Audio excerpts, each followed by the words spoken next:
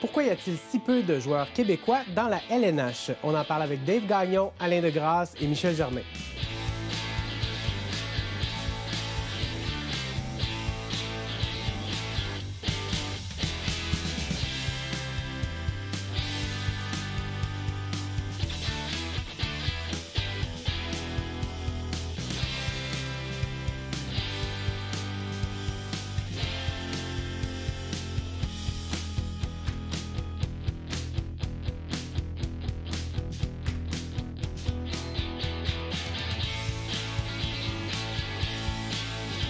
Pourquoi y a-t-il si peu de joueurs québécois dans la LNH? Peut-être rapidement déjà, est-ce que c'est une idée qu'on se fait ou il y a vraiment eu un âge d'or où est-ce qu'il y avait beaucoup de Québécois dans la Ligue nationale de hockey? Bien, il y a eu un âge d'or, définitivement, mais à une époque où les joueurs, disons, à l'extérieur de l'Amérique avaient beaucoup moins accès.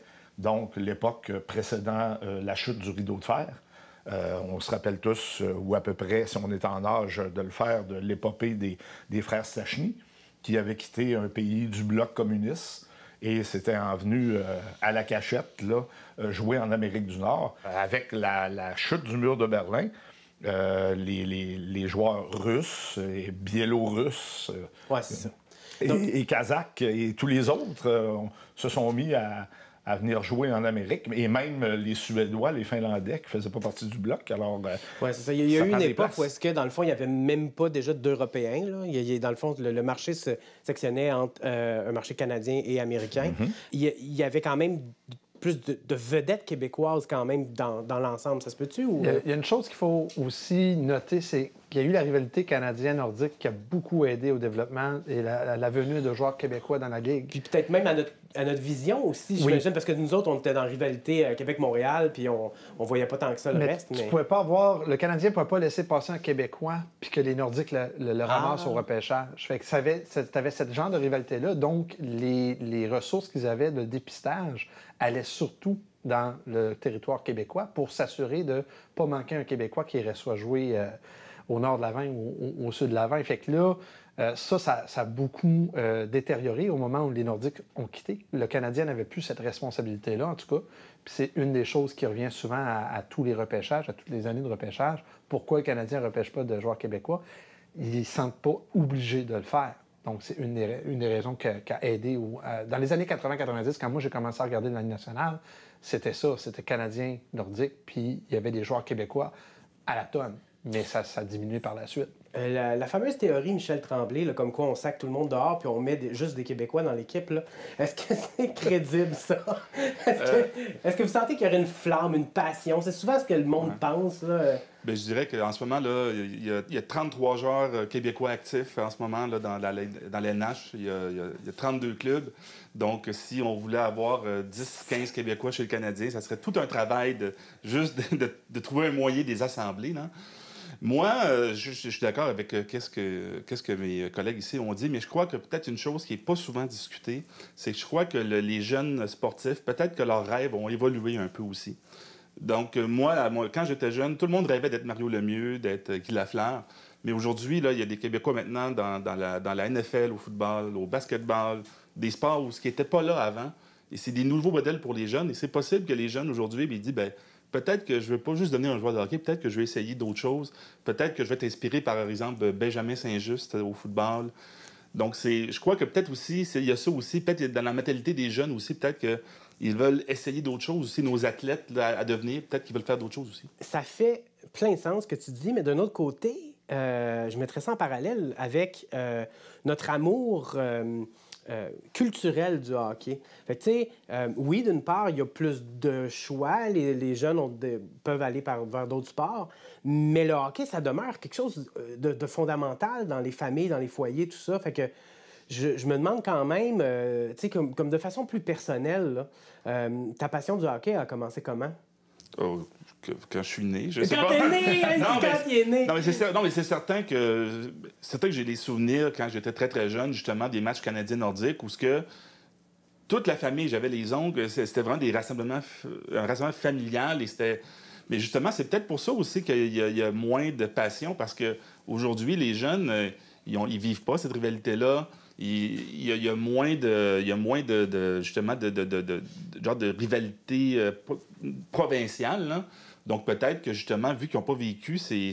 Parce qu'un match canadien-nordique, c'est pas comme un match entre les Canadiens et les Coyotes. Là. Il y avait quelque chose de vraiment émotif là-dedans. Là. Donc, peut-être que, justement, vu qu'ils n'ont pas grandi dans ça, peut-être que cette passion-là est moins forte, même si ça reste notre sport national, bien sûr. Il y a aussi le fait que maintenant, on veut avoir du divertissement, on peut le trouver de toutes sortes de façons. Hein? On a des chaînes de télé en streaming, les sports sont de plus en plus disponibles, et donc les jeunes peuvent choisir. Ils ont un menu bien plus détaillé qu'avant. Moi, quand j'étais petit, je regardais la télévision, j'avais le hockey l'hiver, le baseball l'été, c'était tout. Là maintenant, tu as des chaînes spécialisées sportives que tu peux voir toutes sortes de sports. Comme tu l'as mentionné, il y a des vedettes québécoises dans la NFL. Moi, c'était pas connu du tout, ça. Là. La NFL, j'ai découvert une saison quand il y a eu la grève du hockey en 1994. Puis après ça, j'ai continué à suivre le football professionnel d'un œil éloigné. Je me suis attaché aux Patriots de la Nouvelle-Angleterre parce que c'était l'équipe qui était disponible chez moi avant. Là, maintenant, je pourrais regarder n'importe quelle équipe de la NFL. Donc, moi, j'ai l'impression que le choix est tellement diversifié qu'on n'est plus dans ce genre de cocon-là qu'on avait avant, qu'on pouvait se rassembler. Le soir, c'était tu regardes le hockey parce qu'il n'y avait rien d'autre à la télévision non plus. Là, on s'entend, il y avait 3 ou 4 chaînes. C'était le hockey. Là. Mais je te relancerais sur un peu la même question. Comment ça a commencé, la passion du hockey chez toi? Est-ce que c'est familial d'abord, non? Oui, c'est mon père. Mon père a alimenté ça. Bien, il a allumé la télévision. Lui, il regardait le hockey, donc moi, je l'ai regardé avec lui. Puis encore une fois, il y avait une télévision dans ma maison. J'avais pas le choix de regarder. Si je voulais regarder la télévision, c'était le hockey. Mais rapidement, je suis tombé en amour avec ça. Puis lui, mon père il est descripteur de hockey en ce moment dans le junior majeur, comme Michel. Puis il a toujours parlé de hockey à la maison. Puis mes relations avec mon père, c'est toujours... La conversation commence par une question sur qu'est-ce qui se passe avec le Titan, qu'est-ce qui se passe avec le Canadien. Ouais, moi, je suis le Canadien, lui, il suit le Titan. Puis là, on se parle de ça. Puis c'est un peu notre encre entre les deux. Comment? Moi, je peux faire le pont un peu, parce qu'au niveau génération, je suis né un petit peu avant mes collègues. Et je pense que ça démontre effectivement l'évolution. On parlait de la NFL et tout ça, qui à un moment donné, a pris le pas. Puis là, c'est le basketball maintenant. Il ne faut pas oublier le soccer. Le soccer pour 2 raisons. D'abord, parce qu'il y a un club à Montréal maintenant.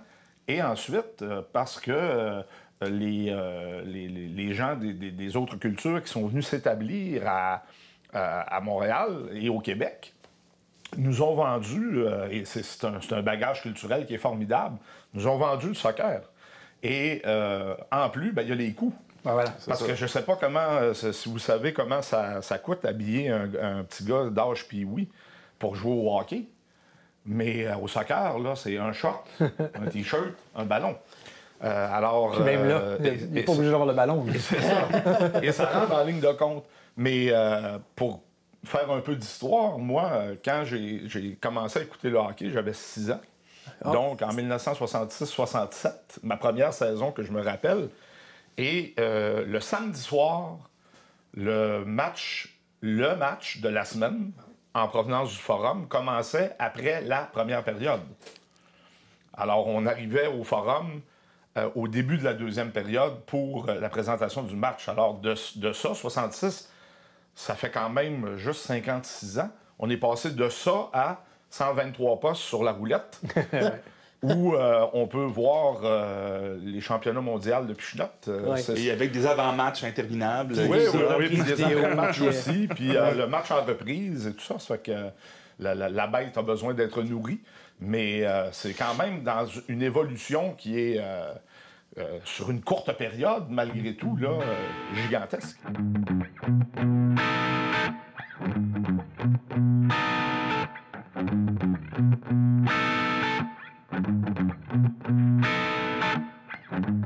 La raison pourquoi il n'y a pas beaucoup de Québécois dans la LNH, c'est parce que le réchauffement climatique. Ce qui est en train de se passer, c'est qu'il y a moins en moins de glace. Puis on sait tous que les meilleurs joueurs de hockey, ils ont tous appris à patiner sur un étang congelé. Mais là, les étangs, là, ils restent pas gelés, là. Le monde passe à travers. C'est comme on a perdu plein de monde, là, à travers la glace. Puis tu sais, l'affaire, c'est qu'ils font tout le temps des cercles. Puis ça, c'est là que c'est dangereux, que ça coupe un cercle. Ils font des petits tours, tchic, tchic, tchic. Puis là, ils tombent dans leur propre sac. Excusez, c'est triste, là, mais c'est vrai. Les meilleurs joueurs de hockey, là, c'est sur les étangs, tu sais. Ils jouent avec des bâtons qu'ils ont fait à la main puis des crottes gelées, là, mais... Fait ben trop chaud pour ça à cette heure. Puis en plus de ça, tu sais, je pense que les Québécois, on le sait, ça me aller dans le sud. So, ils vont jouer au hockey dans le sud. Vous autres, vous pensez, oh non, il y a un problème, Où ils sont? Hey, ils sont heureux. Ils vivent leur meilleure vie, ils sont bronzés. Pensez qu'ils veulent être ici? Non. Ils veulent être en train de boire un margarita proche de la patinoire en Floride. C'est ça qu'ils veulent. Faut pas leur en vouloir. Est-ce qu'il y a eu assez de vedettes? Est-ce qu'on a bien développé nos jeunes pour qu'ils se rendent à la LNH? Mais moi, je pense que ça s'est aseptisé beaucoup au fil des ans, dans le sens que les jeunes demandaient à jouer au hockey. Mais quand on jouait pas à l'aréna, nous, on jouait sur la patinoire à côté de l'école. On jouait sur la patinoire extérieure à côté de l'aréna. Moi, j'ai grandi à Sept-Îles. Je suis un ami d'enfance de Guy Carbonneau. On a été élevés à un coin de rue l'un de l'autre. Et des soirs de tempête, on allait dans ma famille, puis on revenait en auto, puis il y avait un poteau avec une lumière qui éclairait la patinoire à côté de l'école Monseigneur-Blanche. Puis ma mère disait, à travers la tempête, elle disait « Mon Dieu, il y a quelqu'un sur la patinoire. » Ben, c'était Guy Carbonneau. Ah ben oui. Okay. Alors, il y avait tout ça. Aujourd'hui, on joue à l'aréna, puis c'est pas de la faute des jeunes, mais les parents entrent le sac de hockey avec le bâton et le jeune marche en avant, puis va porter la poche dans la chambre, puis après la partie, va chercher la poche dans la chambre, puis tout ça. Les jeunes sont dans la ouate, vivent... il y a beaucoup de parents qui vivent également leurs rêves à travers leur fils ou leur fille, puis ça, on pourra peut-être l'aborder un peu plus tard, mais c'était... Le désir de jouer au hockey était fondamental. Et pour faire un lien avec le sujet principal, pourquoi il n'y a pas beaucoup de Québécois, bien, Guy Carbonneau était à Sept-Îles. C'était au bout du monde. Mais ils l'ont trouvé. Et il a son nom écrit 3 fois sur la Coupe Stanley. Ouais. Puis ils l'ont trouvé à Sept-Îles. Quand on prend un coup d'œil, je vais faire un peu embarquer sur cette idée-là. Quand on parle tu mentionnes de créer des vedettes québécoises. Il y en a des vedettes québécoises dans le national, mais malheureusement, les médias actuels, le focus de leur histoire, c'est le Canadien de Montréal. Tu tournes à TVA Sport ou à RDS, leur couverture, c'est principalement le Canadien de Montréal. Donc, un Jonathan Huberdeau, qui connaît une superbe carrière dans le national, il passe sous silence, à moins qu'il joue les 6 ou 7 fois qu'il joue contre Montréal. Puis même là, on va faire un topo, on va faire une entrevue, mais pas plus que ça. Il y a tellement de bons joueurs dans le national québécois qu'on ne connaît pas vraiment leur histoire. Frédéric Gaudreau, c'est une superbe histoire qu'il a, mais il joue à Nashville. RDS s'intéresse, mais zéro puis une barre aux Prédateurs de Nashville. On nous vend que c'est le hockey qu'on passe à RDS puis à TVA Sport. C'est pas ça qu'on vend, c'est le Canadien. Et pourquoi on vend ça? C'est parce que les partisans en redemandent. Les lignes ouvertes, c'est que ça. On parle que du Canadien. Dès qu'on parle d'une autre équipe, ça marche pas. Et donc, j'ai l'impression que si, par exemple, dans un scénario de rêve, les Nordiques reviennent, ça pourrait réalimenter cette rivalité-là, ça pourrait réalimenter l'intérêt des deux clubs professionnels d'aller chercher des Québécois. Puis là, on pourrait bâtir sur un piédestal les Québécois qui joueraient pour ces clubs-là. Mais justement, Alain, tu parles du traitement qui est réservé aux joueurs québécois en dehors du Canadien, mais on peut parler aussi du traitement des joueurs québécois dans le Canadien. Okay. Et justement, là, ces gens-là, qu'est-ce qui arrive? C'est que maintenant, vu qu'il y a de moins en moins de Québécois dans la Ligue et dans le Canadien, ils ont toute l'attention sur eux, et c'est malsain. Là. Si on regarde la carrière de Jonathan Drouin avec le Canadien, comment ça se passe, là, quand il est arrivé dans ce club-là, il est devenu comme quasiment le porte-parole de l'équipe. Et il est devenu et on a vu là, que chaque petit geste, chaque petite chose est scrutée sur la loupe. Donc, autant que les Québécois, que tu disais, en dehors du Canadien, sont un peu ignorés, autant que ceux qui sont dans l'équipe, même ceux qui jouent dans la Ligue américaine, là en bas, bien là, eux autres, là, chaque petit geste est scruté à la loupe et on a vu dans le cas de Jonathan Drouin que ça a été très dur pour lui. Tu as dit porte-parole, mais en réalité, son arrivée, c'est plus proche à l'arrivée du Messi. On parle du... Non, mais c'est ça. On a fait une transaction, on a envoyé un excellent jeune joueur, un défenseur, Sergachev, à Tampa Bay, pour aller chercher un excellent attaquant. À l'époque, on disait c'est parce qu'on avait beaucoup de profondeur à la ligne bleue pour aller chercher un attaquant.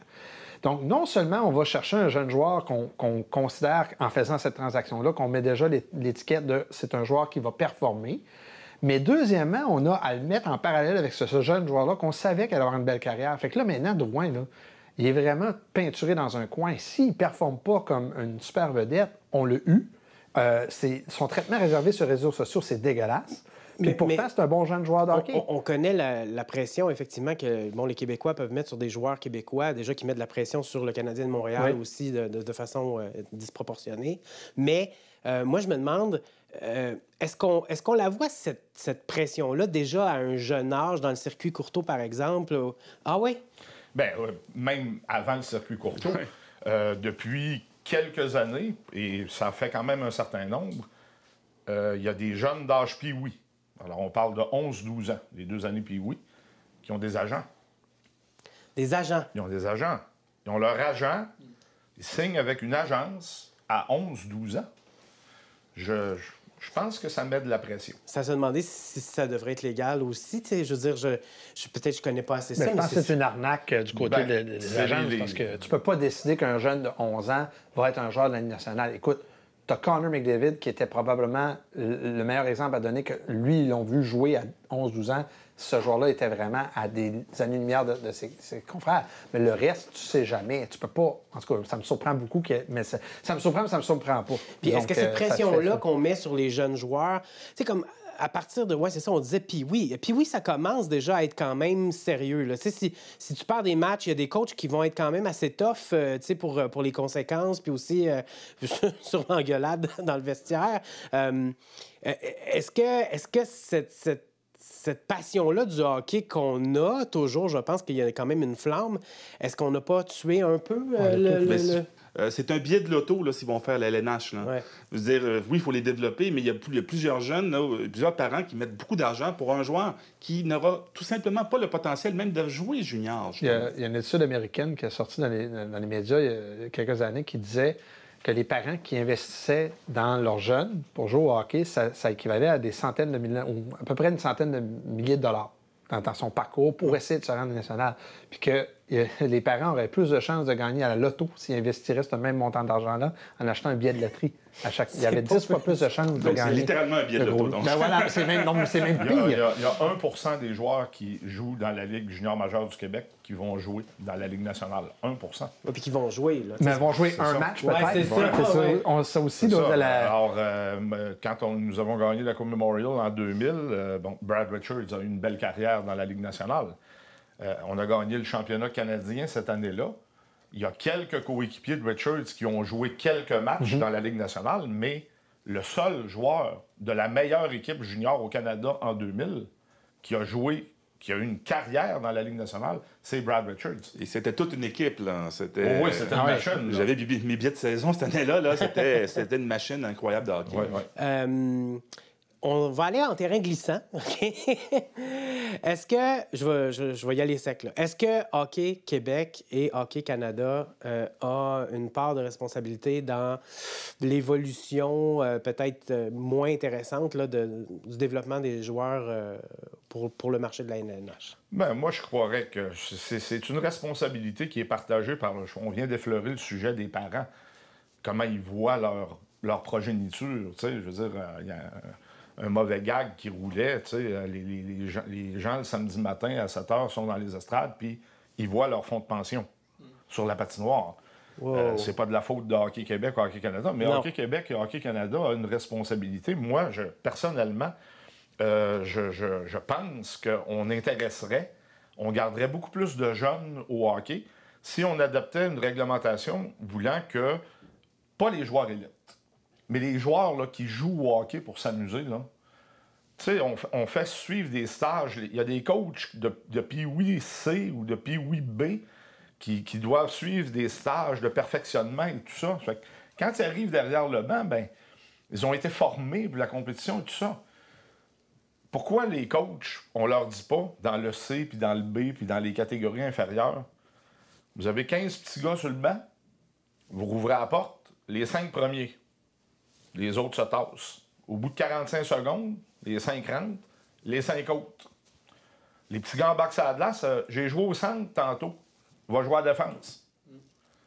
Il faut jouer au hockey. L'expression est tellement claire qu'on l'oublie. jouer. C'est OK. un jeu. Ce que vous peignez là comme portrait, c'est qu'en fait, c'est même plus un jeu à un très jeune âge. Ben, c'est ça, quand on devient stratégique, puis on perd par un but à 1 minute de la fin, puis on a des petits gars qui sont moins forts, puis ça serait leur tour d'aller sur la glace.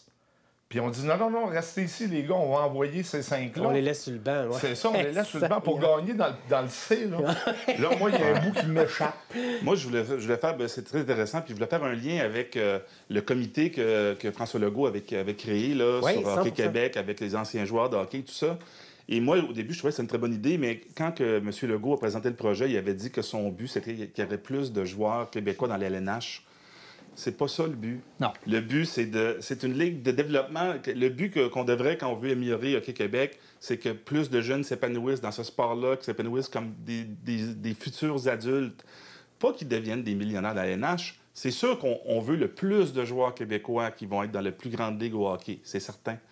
Mais quand on veut faire une refonte du sport amateur et des ligues de développement, ça ne devrait pas être le premier but. Le premier but, c'est que les jeunes s'épanouissent, qu'ils s'amusent et qu'ils deviennent des meilleures personnes, tout simplement. Mais écoute, on passerait de quoi? 0,09 % de chance pour un joueur québécois à 0,11 %. Il va y avoir 1 ou 2 joueurs québécois de plus d'ici 5 ou 10 ans avec cette mesure-là. Ça ne changera pas la donne. On ne pourra pas compétitionner avec le fait que la Ligue nationale est en expansion. On vient d'aller jouer encore à Prague 2 matchs. On va retourner en Chine. On essaie de développer le marché chinois. Il y a des équipes nationales qui s'installent dans des pays qui n'avaient jamais été vus auparavant. Le hockey est en train de prendre racine partout dans le monde.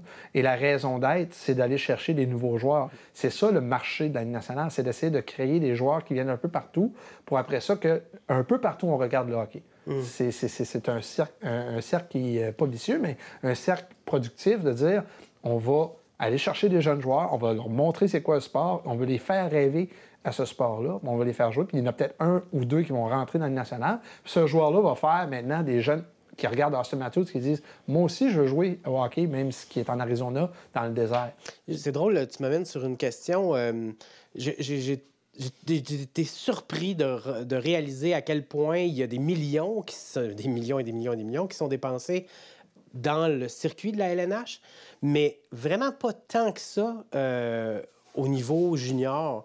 Je trouve que la différence est immense. Est-ce que la LNH pourrait pas appuyer un peu plus? Est-ce qu'elle fait déjà assez pour les équipes?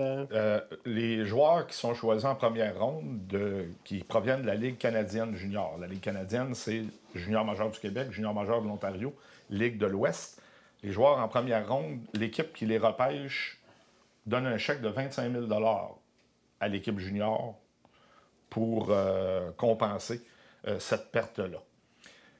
Au niveau de la réglementation, moi, j'ai toujours été un apôtre de ça, puis ça fait grincer des dents, mais je persiste et signe. Vous êtes midget à 15 et 16 ans. À 16 ans, vous devez jouer midget. Dans le junior, on a 3 joueurs de 20 ans. On pourrait éliminer ces joueurs de 20 ans-là, qui pourraient s'en aller en Europe, à l'université, dans le pro et tout ça, et ne pas permettre aux joueurs de 16 ans de jouer dans la Ligue junior majeure du Québec. Parce que là, présentement, tu as des jeunes de 16 ans, en pleine croissance, physiquement et mentalement, qui, à un moment donné, se retrouvent nez à nez avec des gars de 20 ans. La game est intense, là. C'est ça. Et fort heureusement, le nombre de bagarres s'est beaucoup réduit au fil des ans. Mais les premières années de l'Océanique, moi, j'ai vu ça, des gars de 16 ans laisser tomber des gants avec des gars de 20 ans. Et ça donnait pas des résultats très, très bons. Imaginez juste, là, Sidney Crosby. À 16 ans, je pense qu'il aurait pu jouer dans la Ligue nationale. On parle d'un joueur exceptionnel. Mais s'il était demeuré dans le midget 3A à Dartmouth, près d'Halifax, combien il aurait attiré de gens, puis combien ça aurait été bon pour l'association du hockey mineur de l'endroit. Et s'il avait été obligé de jouer jusqu'à 19 ans dans la Ligue junior majeure du Québec, combien l'Océanique de Rimouski aurait fait d'argent? bien plus que le 25 000 que les Penguins de Pittsburgh lui ont donné pour l'avoir repêché au premier tour. On a gagné la coupe aussi. Ouais, probablement. En même temps, la raison pourquoi ça n'arrivera jamais, c'est parce qu'après ça, tu as des agents qui disent « Ouais, mais mon Sidney Crosby, si je le fais pas jouer dans le national à 19 ans, c'est une année de carrière professionnelle de moins.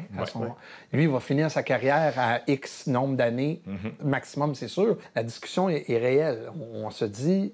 À un moment donné, il faut que les clubs juniors puissent garder des joueurs plus longtemps pour pouvoir justement avoir ce ramenement où les jeunes joueurs vont regarder leur club junior pour créer cette clientèle-là, pour aider à bâtir des relations avec des jeunes joueurs qui vont faire la nationale un peu plus tard. Je suis l'agent de mon fils, Auguste Laterreur, donc je vais prendre tout de suite les contrats. Moi, je suis prête. Je suis un agent. Le capitaine du Canadien en 2075.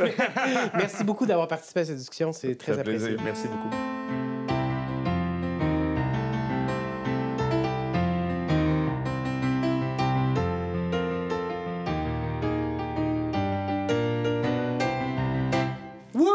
Andy Saint-Louis, mesdames et messieurs. Joe Laterreur! C'est le but!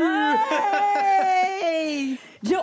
Oui. Aujourd'hui, ça va parler de hockey. Oui. Moi, ça me touche profondément parce que quand j'étais jeune, je tripais sur le hockey. Mon père est encore un tripeux de hockey. Ça m'a beaucoup affecté de façon générale et plus particulièrement dernièrement parce que on a vu un peu qu'est-ce qui s'est passé avec RBC qui s'est mis à commanditer le Canadien de Montréal avec le petit logo dessus. Je sais, moi, ça m'a profondément irritée parce que je suis fan du jersey vierge depuis toutes ces années et là, je trouve ça plate que ce soit RBC qui a eu la chance de dévierger le chandail de hockey. Puis je me suis dit, jusqu'où ça va aller, tout ça? Jusqu'où ça va aller? Moi, je pense que ça va se rendre jusque dans les chansons qu'on va entendre dans le Centre Bell. Puis je me suis dit, OK, je vais me donner un petit exemple de ce qui pourrait arriver au Centre Bell dans les prochaines années si ça continue comme ça. J'ai peur. Alors, on commence avec la soirée du hockey. C'est fait pour économiser. Ça fait que ferme la télé puis à court chez RBC. Il y a aussi... c'est le temps d'investir pendant que les taux s'en bas. C'est le temps d'investir pendant que les taux s'en bas. On a aussi un fameux Bank Charge. Excusez-moi. Allez, allez, allez, donne-nous du capital. Allez, allez, allez, on est mieux que la Banque de Montréal. On sait jamais, là, je leur donne des idées, là. Puis aussi, si jamais il y a d'autres publicités qui aimeraient en avoir un peu, là, maintenant que RBC est là, tout le monde va se ramasser avec eux autres. Fait que j'ai des propositions de changement, juste pour quelques-unes d'entre eux. On a... Le Canadien panne, ton ça va déménager. Faut signaler l'arbitre de punition pour le 0-7. Ensuite, on a... pour une super saison de hockey, le Canadien de Montréal, on peut pas faire pire que l'an dernier. Le Canadien de Montréal. Puis finalement, un grand classique pour les jeunes. Au club école, on forme les nouveaux. On souhaite qu'ils ne se plantent pas trop. T'es payé pour ça, toi?